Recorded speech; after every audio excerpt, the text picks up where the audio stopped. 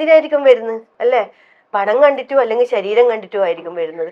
പക്ഷെ ആത്മാർത്ഥമായിട്ട് കുടുംബജീവിതം, എനിക്ക് മെയിനായിട്ട് എൻ്റെ മക്കളാ ഞാൻ എപ്പോഴും പറഞ്ഞതാണ്, മക്കൾ സേഫ് ആവണം. അവർക്ക് എനിക്കൊരു ഐഡന്റിറ്റി വേണം. അല്ലാണ്ട് എത്രയോ പേര് കല്യാണം കഴിക്കുന്നതിന് മുന്നേ പറഞ്ഞിട്ട് എന്തിനാ കല്യാണം കഴിക്കുന്നത്, 2 കുട്ടികളായില്ലേ, എന്നാണ് ഇങ്ങനെ ലിവിങ് ടുഗദർ ആയി നിന്നാ പോലെ. അതൊരിക്കലും എനിക്ക് ശാശ്വതമല്ല. ഇതെന്താ ടെസ്റ്റ് ചെയ്തിട്ട് വിടാൻ വേണ്ടിയിട്ടുള്ള സംഭവമൊന്നും അല്ലല്ലോ.